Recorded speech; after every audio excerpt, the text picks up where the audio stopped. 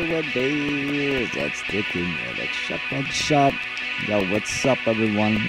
And welcome to this crazy. I don't call them episodes anymore. I call them creations now. Crazy creation. By the Kinetic Shepherd. Yo, check it. This is gonna be a little fucked up here. Okay, let's go here. All right.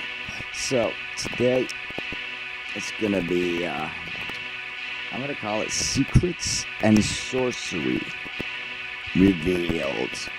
Basically, I've been trying to keep my mind as open as possible with all these things going on with the Illuminati and the aliens and you name it, right?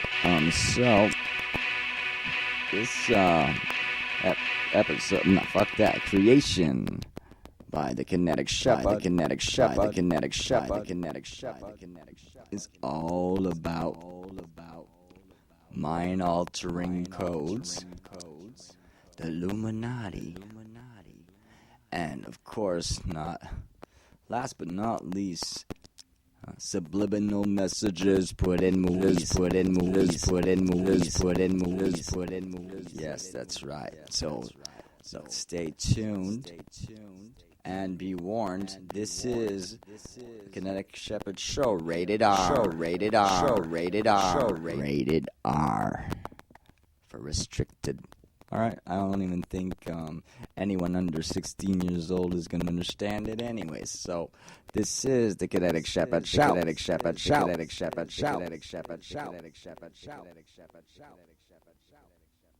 Oh yeah, I forgot something. Today is supposedly Satan's birthday. Yay! Happy birthday, Satan! That's right, I'm not kidding. It's supposed to be Satan's birthday, if he does exist, or the Antichrist, or whatever you want to call him. Some evil dude that's going to turn into some even more evil dude when he gets older, alright? So, here we go.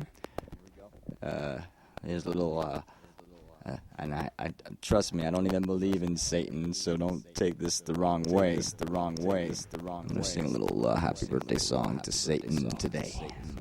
Here we go. Kinetic Shepherd Show. Singing loud.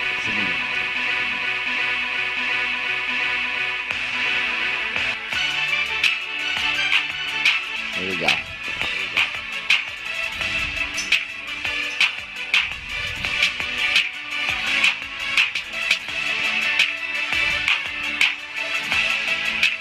Happy birthday, Satan. You're only 7. It's 7 today. 28 tomorrow. From the world away. Happy birthday, Satan. Ooh, happy birthday, my Satan friend. That I don't think exists. Happy birthday to Satan. Happy birthday. Only 7, but then you'll turn 28. Happy birthday, Satan. I hope you can burn the world away. Happy birthday. 666. To the devil, to Satan, to wonders, legion, happy birthday. The archangel that's thrown over your face. Happy birthday to you, Satan. Satan, happy birthday to you. I hope that you don't burn the world down, 'cause that's usually what you do. Happy birthday, Satan. The devil is 666, so we were legion. We are one, whatever. Happy birthday, Illuminati. Yeah, that's it. Peace. Here we go. Let's start the mix. Kinetic Shepherd Show.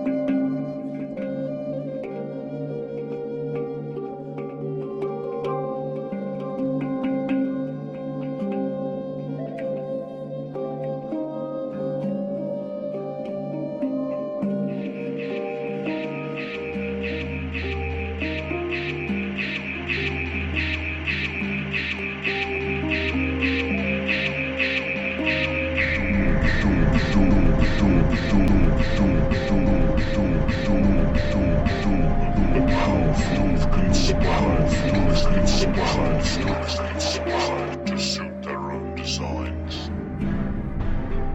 Like puppeteers, a few shadowy figures could still be pulling the strings of destiny for billions. Those who cry conspiracy are usually mocked at, for sometimes the truth is so obvious it goes unnoticed. Are those merely paranoid fantasies cooked up to feed the appetite of paperback readers and web surfers, but which bear no relation to reality? Or are we living out some perfectly executed plan? Wars, revolutions, social movements, terrorist attacks. Everything is given an official explanation. But perhaps nothing is what it seems to be. Let's dare to unveil the incredible world of secret societies. Of all the secret societies we know of, there is one that stands out from the rest due to certain characteristics that make it especially menacing. Its treacherous tenets, the scandal and the paranoia they've unleashed. More disturbing, the suspicion that since its creation, it has intervened in each and every major world event that has steered the course of history. The Illuminati of Bavaria, the most fearsome secret society in history.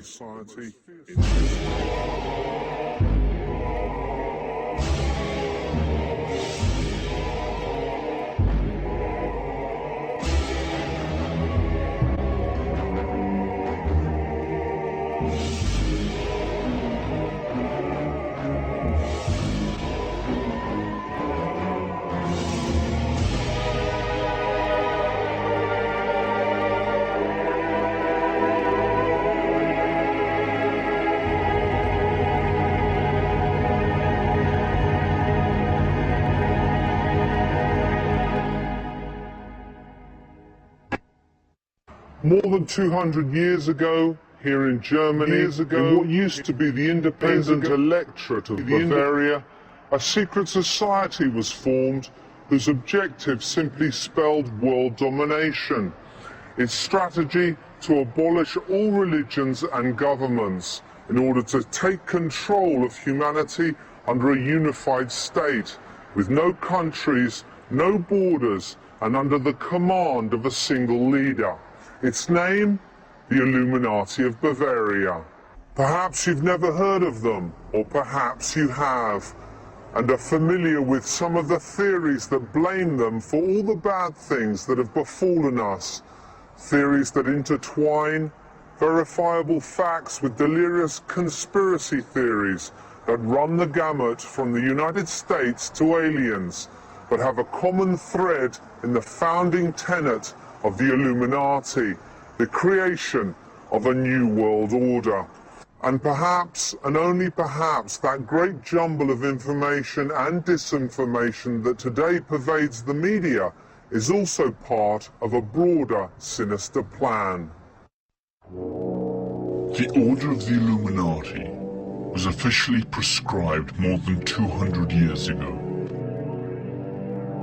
But if we pay close attention to subsequent events, we shall find an alarming succession of coincidences that suggest strongly that they are still among us, and that their power, far from having waned, is still very much in evidence. To find out just how much is fact and how much is fiction, we shall start off by learning what history has to tell us about this mysterious order. Then we shall investigate what has happened since the order's demise. Finally, we shall draw our own conclusions. On May the 1st, 1776, Adam Weishaupt, a young canon law professor at the University of Bavaria, founded the Order of the Perfectibilists, also known as the Illuminati of Bavaria. Though it was influenced by the Illuminist trends of the time, the name of the order was inspired by the Spanish Alumbrados and the French Illuminés. Old Gnostic sects that upheld the communion of man and God without the intermediation of the Church.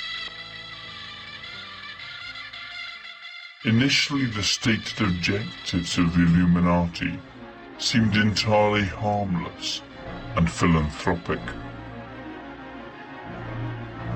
To stimulate a human and sociable vision, support virtue where it may be threatened or oppressed by vice, to promote the progress of merit-worth people and foster the benefit of those deprived of education.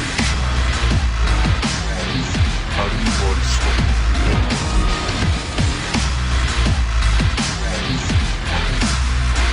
Little is known of Adam Weishaupt,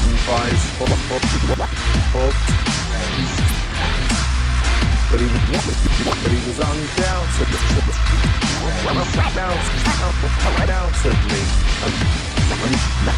a mysterious man.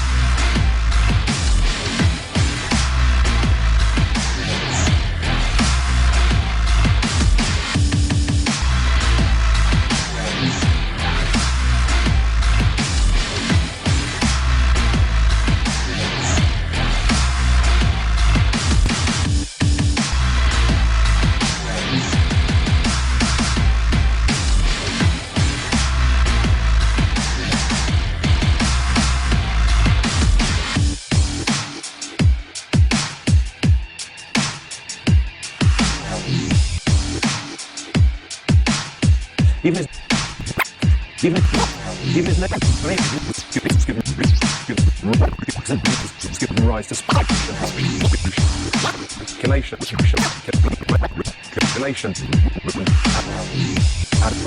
Adam Weishaupt in German can be broken down into Adam, the first man, wise, knowledge, wisdom, Haupt, leader. That is to say, the first man that leads the wise. An entirely fitting name to define his role in the order he established and in the sinister plans he propounded. Adam Weishaupt was born in Ingolstadt, Bavaria, in the south of Germany in 1748. A convert from Judaism, he was raised and educated by Jesuits. A precocious intellectual, at the age of 28, he was dean of the Jesuit University of Canon Law at Ingolstadt. In spite of his apparent religious fervour and Catholic zeal, Weishaupt was obsessed with ancient Egyptian rites and rituals, and at the same time he also maintained regular contact with Freemasons, the historic enemies of the Catholic Church. Like many thinkers of that era, he admired Jean-Jacques Rousseau, who insisted that man was noble and free by nature, and could be governed without the need for religious or established institutions. The only practice that one ought to teach children is that they should never submit to one. Jean-Jacques Rousseau. The Illuminati were created within a Masonic lodge to which Weishaupt belonged. By that time, Freemasonry was already a prestigious secret society of long standing, and its excessive secrecy and closeness to the powers that be had turned it into the ideal nurturing ground for Weishaupt's order, who began to infiltrate it. The Freemasons who keep it secrets would contribute knowingly or otherwise to the Illuminati plan. For his order, Weishaupt borrowed the strict, military-style hierarchical structure of the Jesuits and divided it into 13 degrees.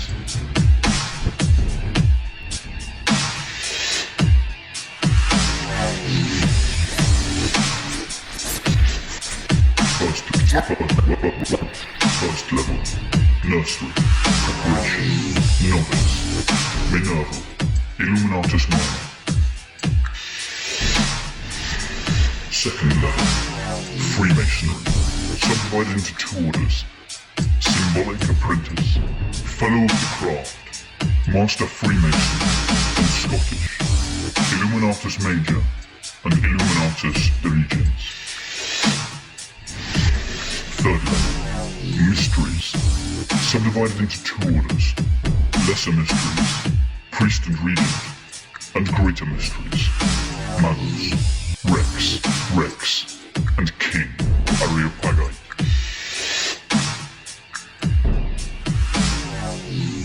Curiously enough, the order was an incomplete structure.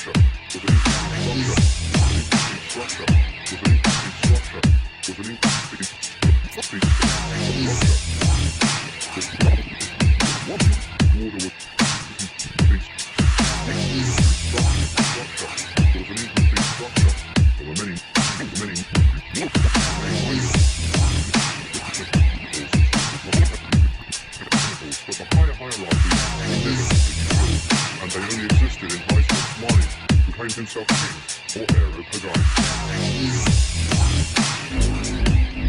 Up until the year 1780, the Order of the Illuminati was only known within the boundaries of Bavaria.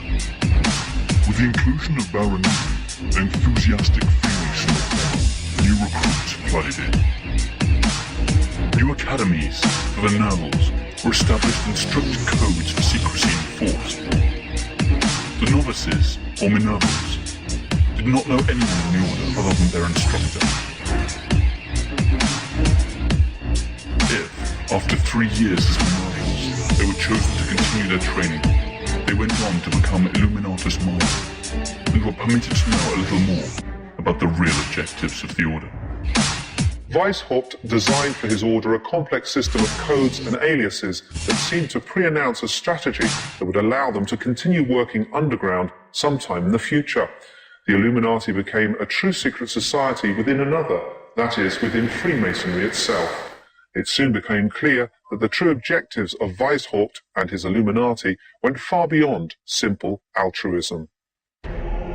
The order was symbolized as a letter O with a dot in the center. Everyone assumed pseudonyms inspired by Roman and Greek history. Adam Weishaupt, Spartacus, Baronini, Philo, Franz Xavier Zwack, Marquis of Constance, Diomedes, and so on. Cities and regions also received coded Hellenic names: Munich, Athens, Frankfurt, Thebes, Bavaria, Greece. Letters were coded with numbers in the lower degrees, and with hieroglyphics in the high degrees. Just 7 years after he had founded his order, Adam Weishaupt boasted of having more than 600 followers in Bavaria alone, and many more in the rest of Europe. The order attracted influential people, including nobles and members of the clergy. Paradoxically, active members of the Catholic Church could be found among the ranks of the Illuminati. Perhaps these recruits were open-minded members of the clergy who had been attracted by the order's modernizing and humanistic views. But it seems equally likely that the Catholic Church had decided to infiltrate the order.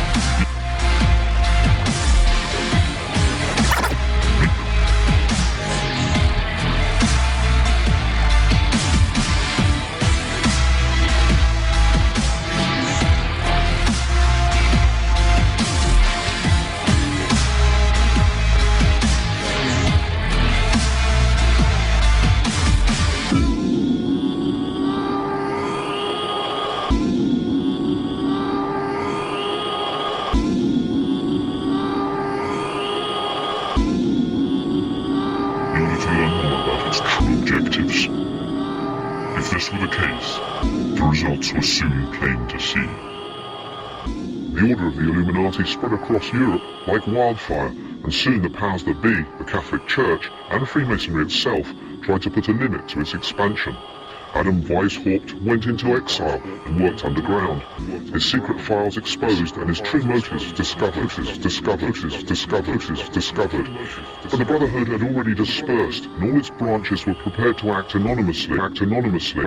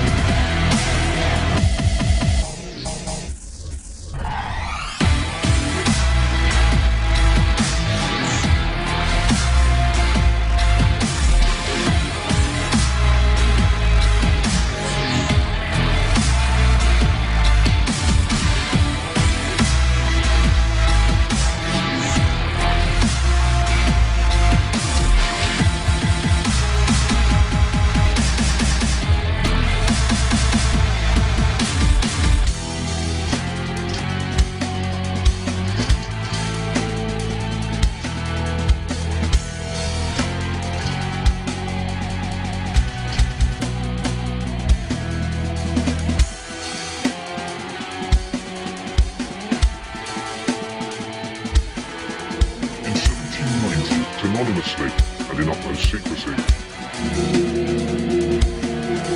In 1790, the Order of the Illuminati had officially ceased to exist in Bavaria, Prussia, and the other domains of which is now modern Germany.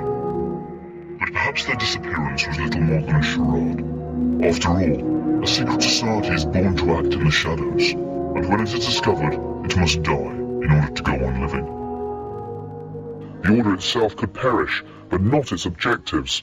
The Illuminati fire had started, and it would be unstoppable. To return to man his fundamental rights of equality and liberty, we should begin by destroying every religion and every civil society, and finish abolishing property.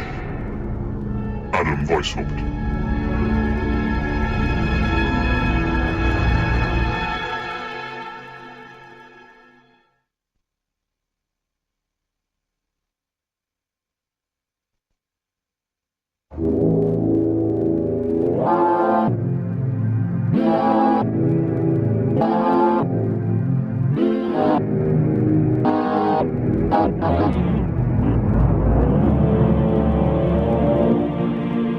The secret society, known as the Order of the Illuminati, rose in the late 18th century.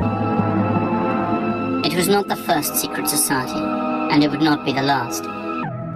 But its name would always remain a magnet for conspiracy theorists, who maintain that it is still active among us today.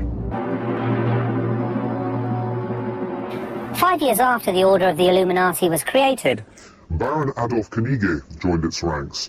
He was the man behind its fast expansion and its attempt to infiltrate all of Freemasonry. Knigge, a bankrupt nobleman, a Freemason, a scholar and an occultist, found that Weishaupt and his Illuminati gave a new sense of purpose to his life.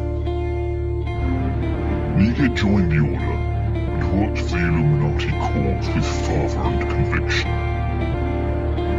In very little time, he was able to infiltrate most of the major Freemasonry lodges, with the exception of the English and Scottish ones, which perhaps due to their conservatism, rejected Knigge's liberal ideas. But barely 4 years after joining the Order, Baron Knigge left, accusing Weishaupt of being a tyrant filled with delusions of grandeur. A megalomaniac that had deceived his own followers by claiming that the Order had an ancient origin, when in fact it was a new cult tailor-made for his own use.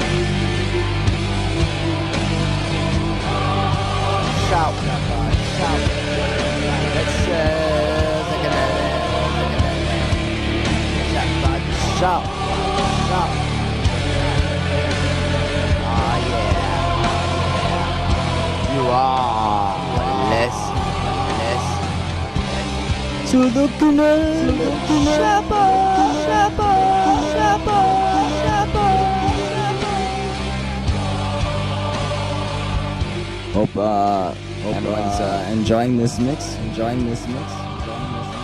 It's more for the mind.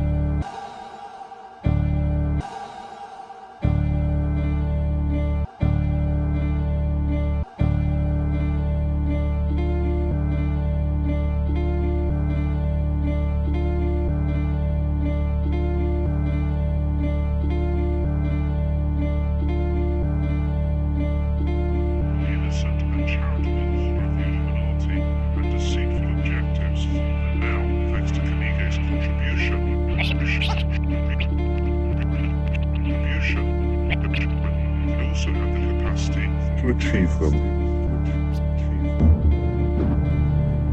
A short time after Neger's desertion, Bavaria was buzzing with rumors that a certain secret order was aiming to put an end to established order and organized religion, and to create a new world order under a single unified government. This information could only have come from either Neger himself or from those Jesuit infiltrators who had certainly witnessed the strange initiation rites. A great deal has been said about the rituals of secret societies. The Illuminati were no exception.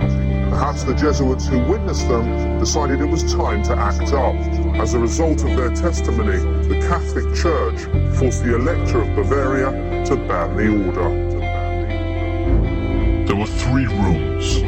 In the last one there was a richly decorated red throne. On the other side there was a table with a red tablecloth, upon which lay the garments of the regent, a white leather cuirass, the red cross, and a white cloak with another red cross. The candidate walks across this room dressed like a slave, chains hanging from his hands. And the regents say, "Stop, only free men can enter." And the defenders respond, "He is free. He has fled from his oppressors to join the Brotherhood." The room was red and brightly lit. The provincial was seated on the throne, and the other regents were in the middle. The first room was black. It was used for the preparation of the novice, and in the center upon a platform there was a human skeleton at whose feet lay a crown of swords. What do you think of these sad spoilers? Was he a nobleman or a peasant? The correct thing to do was not to answer.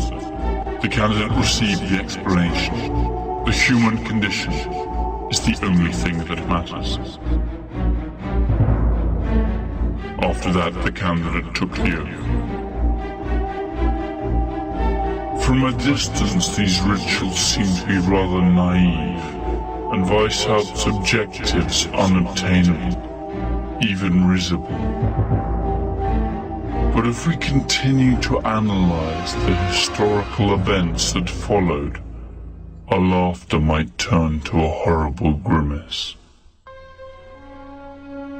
In 1783, 4 professors of the Marianus Academy were interrogated at a court of law on account of their belonging to the order. All eventually admitted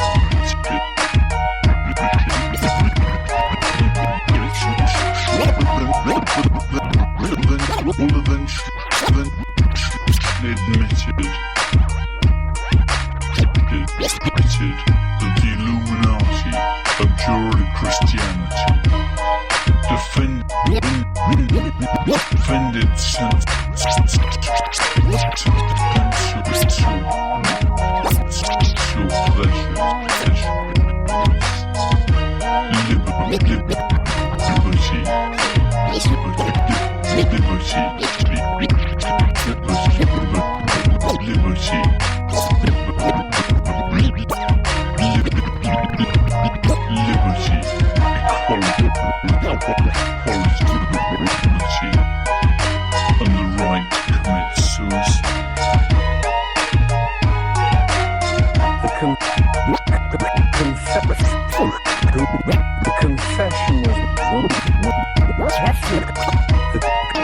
The confession was made public and caused a tremendous uproar.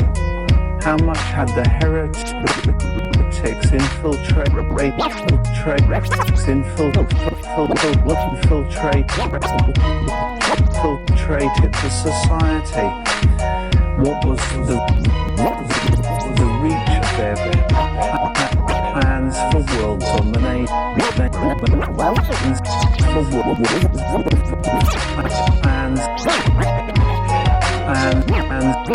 Plans for world domination.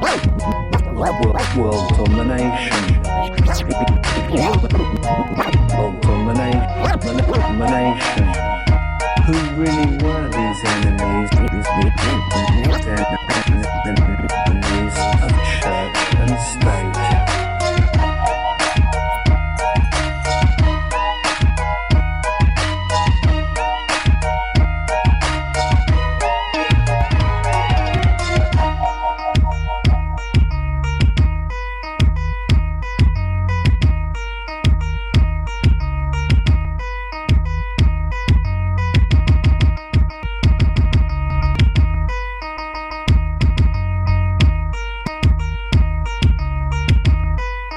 Intended to eradicate this evil as he perceived it, and passed a law prohibiting every kind of secret meeting. A measure that unfairly or not affected all of Freemasons. Finally,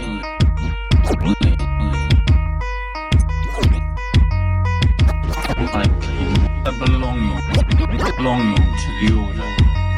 Their belonging to the order. Church and state. And state. And state.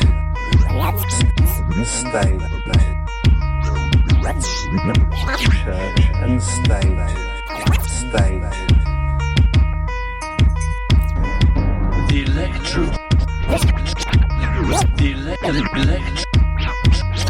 Bavaria intended to eradicate this evil as he perceived it.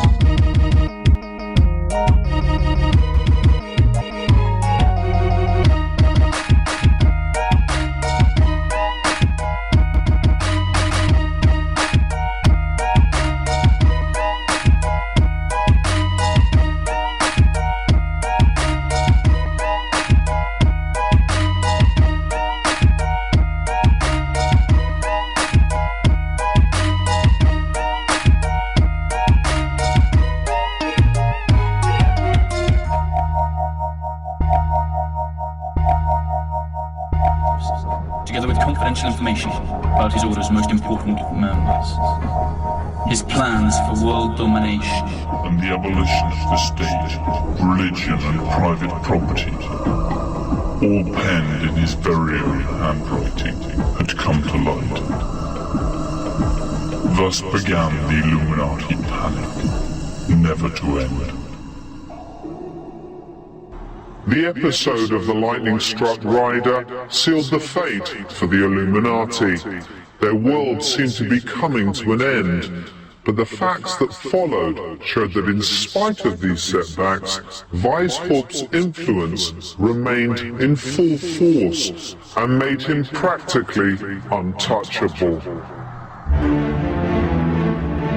In 1785, Weishaupt was dismissed from his university and expelled from Bavaria.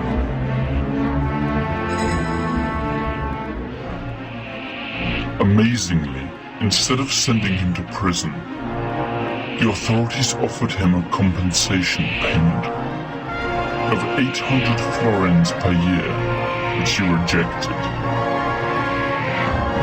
Weishaupt went into exile, avowing that the order would return 10 times more powerful Whether or not he kept his word is still a matter for speculation. Bearing in mind the charges that were levied against them, the likeness of the sentences passed is quite suspicious. Some even had the good fortune to be compensated with ready money. Perhaps the order already had enough political and economic leverage to press on the authorities. The fact is that their enforced exile had an unwanted consequence.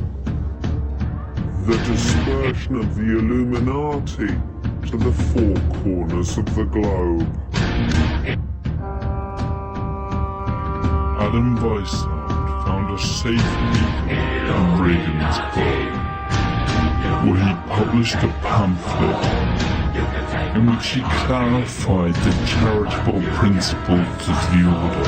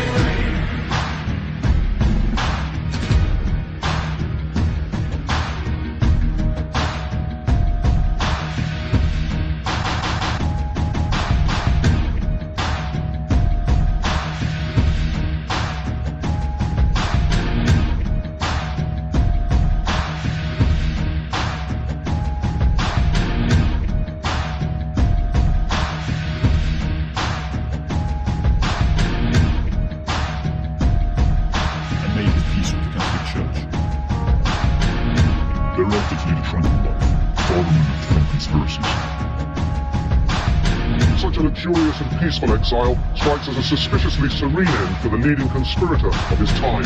It is reasonable to suppose that Weishaupt could have kept on working despite his low profile. And even if his retirement had been genuine, the order of the Illuminati already had a life of its own, as would soon be detected during the one episode that shook Western civilization the most, and lay the groundwork for a true new world order, the French Revolution. During its heyday, the Order of the Illuminati had extended its tentacles of influence to France. There it recruited, among others, Frederick the Dietrich, the Mayor of Strasbourg, Mirabeau, the politician, and the Duke of Orleans, who recruited followers to the Parisian Freemasonry lodges. The strength of our order lied in its secrecy. It should never appear anywhere under its own name, but always shrouded in another name and another occupation.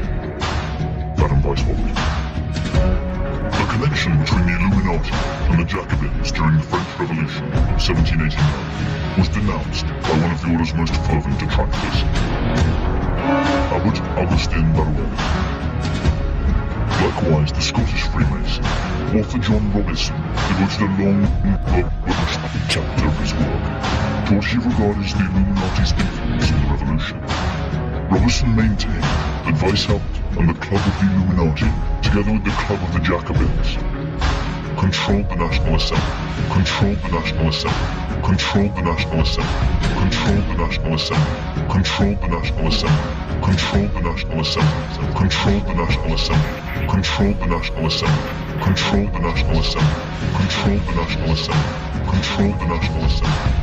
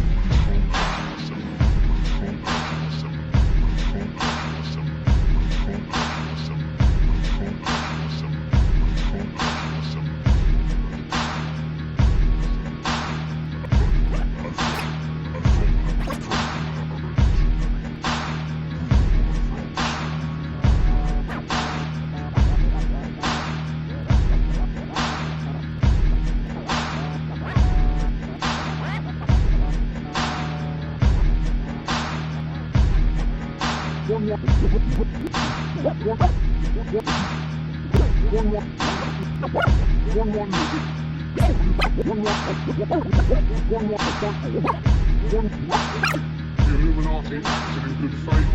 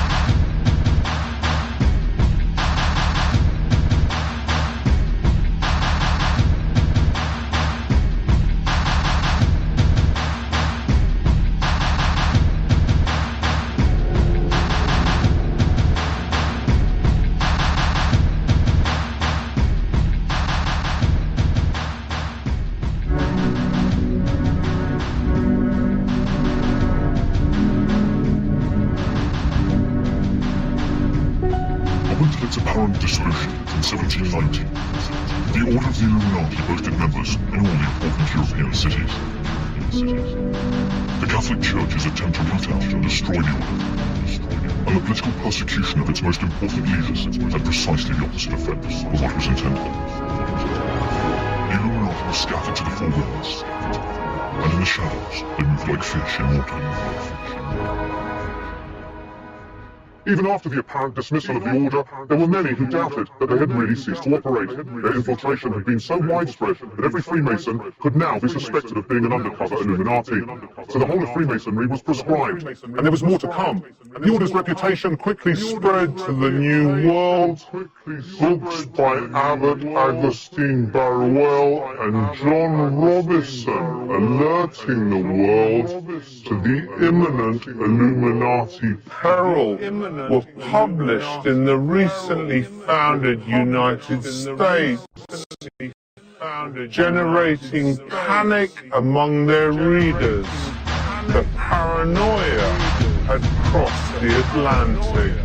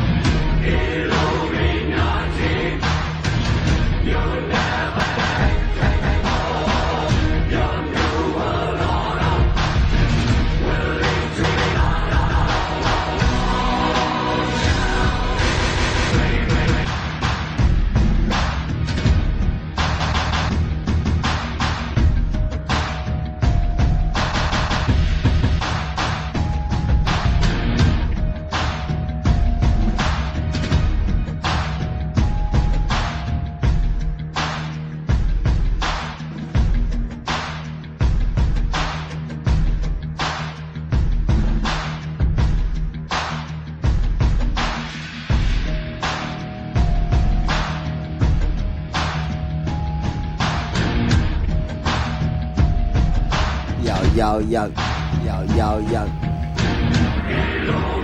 Check it out. Check it out.